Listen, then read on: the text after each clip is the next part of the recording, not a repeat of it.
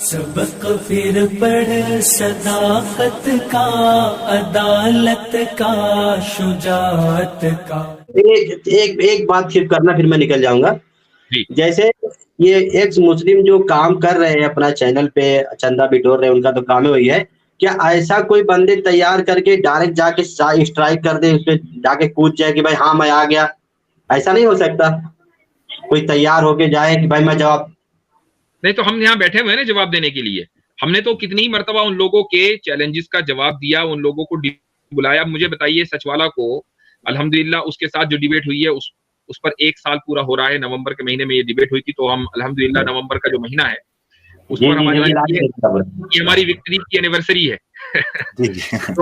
تو میں نے اس اینیورسری کے موقع پر سچوالا کے لیے اس کو ٹیگ کر کے باقاعدہ ایک پیغام بھی بھیجا کل کہ بھائی تمہیں 5 آپشن دیے ہوئے تھے، اور اس میں ایک آپشن یہ بھی تھا کہ میں تمہارے چینل پر آؤں، لیکن تم اس آپشن کو قبول تو کرو. کسی کو بھی قبول کرنے کے لیے تیار نہیں ہے. اور میں یہ بھی بتا دوں آپ کو کہ وہ اس وقت علماء سے بات کرنے کے لیے اتنا ڈیسپریٹ ہے. ہمارے ساتھ اس وقت گروپ میں مولانا عمیر صاحب ہیں، ان کے ایک استاد ہیں جو دارالعلوم ندوۃ العلماء لکھنؤ میں استاد ہیں. اس کا جو سچوالا کا ایک بہت قریبی ہے جس کا نام ہے عبد الحمید، اس نے بھی اپنا نام سچوالا رکھا ہوا ہے. تو اس نے ان صاحب کو جو ندوۃ العلماء میں استاد ہیں ان کو فون کیا اور یہ کہا کہ میں یعنی اپنے آپ کو مسلمان پرٹینڈ کیا، اور یہ کہا کہ ہمارے کچھ سوالات ہیں، آپ اگر آن لائن آ کر جواب دے دیں. تو ظاہر ہے کہ جو عالم ہوتا ہے وہ اپنی یہ ذمہ داری محسوس کرتا ہے کہ بھائی اگر سوالات ہیں وہ میرے پاس علم ہے تو مجھے جواب دینا چاہیے. انہوں نے کہا ٹھیک ہے میں آ جاؤں گا. جب انہوں نے حامی بھر لی کہ میں آ جاؤں گا تو کہا کہ وہ ایک صاحب اور ہیں، ان کا نام سچوالا ہے، ان کے بھی کچھ سوالات ہیں، وہ بھی آپ سے سوالات کریں گے. تو اس طریقے سے یہ ٹریپ لگا کر سامنے والے کو اندھیرے میں رکھ کر کہ یہ ڈیبیٹ ہوگی اپنے چینل کے اوپر لے کر آتے ہیں، اور اس کے بعد اس کے اوپر اعتراضات کی بوچھار کر دیتے ہیں. سامنے والا اگر پریپیئرڈ نہیں ہے تو آبویسلی بات ہے کہ وہ کیسے جواب دے گا. کوئی بھی آدمی ہوگا، میں بھی اگر کہیں انپریپیئرڈ چلا جاؤں گا تو مجھے بھی شاید بہت سے سوالوں کے جواب نہیں پتا ہوں گے. مجھے پتا تو ہونا چاہیے نا کہ سامنے والا کس پیچ پر کھیل رہا ہے، کس لائن پر چل رہا ہے، اور کیا اس کے عام طور سے اعتراضات ہیں. ملحد ہے، مسلمان ہے. تو بہرحال اس طرح سے یہ لوگ اپنے یعنی جو اپنے کانٹیکٹس میں یا کانٹیکٹس میں، مجھے یہ بھی پتا ہے کہ عبد الحمید صاحب کو نمبر کس نے دیا، یہ بھی مجھے پتا ہے. لیکن بہرحال یہ مختلف علماء کو اپروچ کر رہے ہیں. بھائی میں تم سے کہہ رہا ہوں کہ مجھ سے آ کر بات کرو، تو مجھ سے بات کرنے کے لیے تیار نہیں ہے. اور بات کرنے کے لیے تیار نہ ہونے کا بہانہ دیکھیں کیا ہے، کہتے ہیں یہ آدمی دہشت گرد ہے. اب مجھے بتائیں کہ میرے اوپر دہشت گردی کا الزام اس لیے لگاتے ہیں تاکہ یہ ڈیبیٹ نہ کرنے کا ان کا بہانہ چل جائے. اور نیچے جو ہے جو سناتنی وہ کہتے ہیں ہاں بالکل ٹھیک ہے، بالکل صحیح، اس کے پاس نہیں جانا چاہیے. بھائی کیوں نہیں جانا چاہیے؟ اگر میں خدا نہ خواستہ دہشت گرد ہوں تو میں 1 سال پہلے بھی تھا. اس وقت کیوں آئے تھے تم بات کرنے کے لیے؟ حضرت اس وقت آپ کے ٹیبل کے نیچے کہ 47 نہیں ہوگی نا. اسپیکنگ آف ڈیبیٹس، میں ایک چیز اور بتا دوں کہ ابھی ایک شارٹ ویڈیو میں نے اس کی دیکھی، کیا نام ہے، غالب کمال کی. غالب کمال نے مجھے چیلنج دیا ڈیبیٹ کرنے کا، اور میں چاہوں گا کہ یہ انشاءاللہ اس کی جو کلپ ہے وہ کاٹ کر چلائی جائے تاکہ غالب کمال تک یہ پہنچ جائے. ویسے بھی پہنچ جائے گی، لوگ دیکھتے ہیں. تو غالب کمال نے مجھے چیلنج دیا کہ ایک نیوٹرل چینل کے اوپر آ کر بات کر لیتے ہیں. بات کرنے میں نیوٹرل چینل کے اوپر آ کر، اول تو نیوٹرل چینل ایگزسٹ نہیں کرتا، لیکن اگر کرتا ہے تو ہمیں بات کرنے میں کوئی حرج نہیں.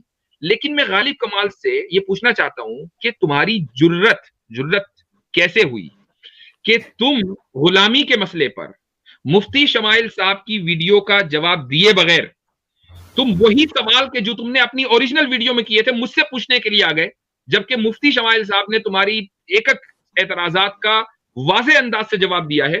وہ ویڈیو تم تک پہنچی ہے، ایسا نہیں ہے کہ وہ ویڈیو تم تک نہیں پہنچی. وہ ویڈیو تم تک پہنچی ہے، تمہارے ایک اعتراض کو ڈیبنک کیا ہے.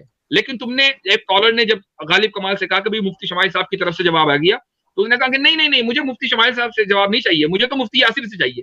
کیوں بھائی؟ مفتی شمائل اور مفتی یاسر میں آپ فرق کیوں کر رہے ہیں؟ ایک مسلمان نے اگر آپ کے اعتراضات کا جواب دیا ہے تو یہ آپ کی مورل رسپانسبلٹی تھی. یا تو آپ یہ کہیں کہ یہ اعتراضات مجھے منظور نہیں ہے، میں ان کا یہ جواب دیتا ہوں، یا آپ یہ کہیں کہ یہ اعتراضات بالکل ٹھیک ہے، میں ان کو قبول، جوابات بالکل ٹھیک ہے، میں ان کو قبول کرتا ہوں. لیکن یہ اسی لیے میں اس کو کہتا ہوں کہ یہ جرت ہے، کہ یہ ایک امورل آڈیسٹی ہے کہ یہ لوگ ان کو جواب دے دیا جاتا ہے لیکن ان کو وہ جواب ہضم نہیں ہوتے ہیں اور یہ اسی چیز کو لے کر بیٹھے رہتے ہیں. چانٹا تو چانٹا، چاہے مفتی شمائل مارے یا مفتی یاسر مارے، چانٹا کھاؤ، تم اپنا کام کرو. بالکل صحیح. ہاں، یہ کیا بات ہوئی؟ اور ابھی کی ایک بات ہے مفتی بہت صاحب بہت شکریہ، کہ میں نکل جاتا ہوں، آپ دہشت بات گرد کے کریں۔ بارے السلام دہشت علیکم۔ گرد کے بارے میں تو پتا نہیں جی جی کیا فرما رہے ہیں؟ دہشت گرد ورڈ کے بارے میں تو پتا نہیں، پر دہشت تو ضرور ہے ان کے دلوں میں آپ کا نام لے کر۔ یہ اللہ تعالیٰ نے بٹھائی ہوئی ہے، یہ اللہ تعالیٰ کی اللہ اصل میں حضرت میں آپ کو ایک چیز بتاؤں، آپ نے چونکہ ذکر کر دیا تو میں یہاں بتا دیتا ہوں. یہ جس سوری صحیح مسلم بھائی میں مختصر سی بات کر رہا ہوں، یہ جو so called self proclaimed geophysicist ہے جو کہتا ہے جی میں نے فاسلز اٹھائے ہوئے تھے. اب یہ مجھے پتا نہیں ہے اس نے فاسلز کس کا نام رکھا ہوا ہے، بہرحال میں نے وہاں ایکسپلین کر دیا تھا کیسر بھائی کی سٹریم کے اوپر کہ فاسل یہ کس کو کہتا ہے، وہ گرم گرم چیز ہوتی ہے. اچھا خیر حضرت یہ میں کہنے لگا ہوں کہ اس نے آپ کو کیوں دوبارہ یہ کیوں باقاعدہ وہ بنا کے کیوں اس نے چیلنج کیا، اس کے پیچھے وجہ ہے.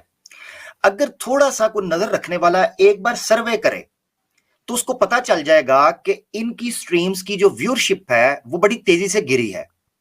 ان کے جو سپورٹرز تھے جو ان کو چندہ بھیک اور ہڈی پھینک رہے تھے، چلر پھینک رہے تھے، ان کو پتا چل گیا. ان کے چہرے کے اوپر جو انہوں نے ماسک پہنے ہوئے تھے وہ اتر گئے ہیں ہماری سٹریمز کے بعد اور ہمارے چیلنجز کے بعد اور ہمارے ریفیوٹیشنز کے بعد.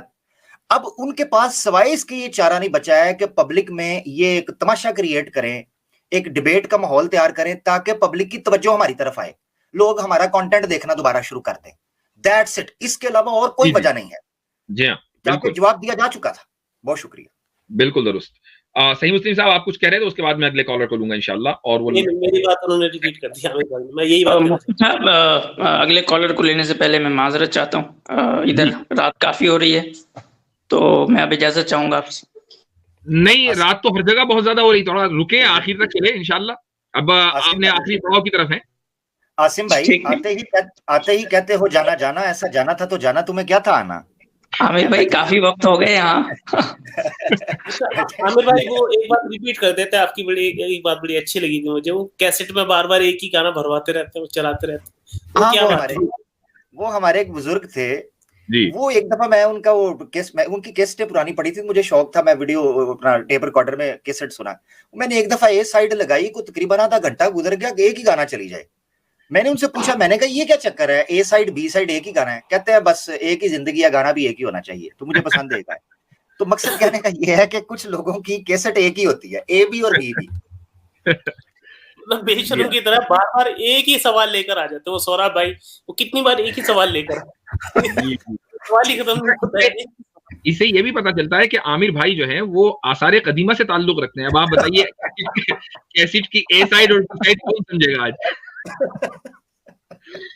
جی ایکس ہندو ایتھیسٹ جی بھائی. سبق پھر پڑھ صداقت کا، عدالت کا، شجاعت کا، لیا جائے گا تجھ سے کام دنیا کی امامت کا. سبق پھر پڑھ صداقت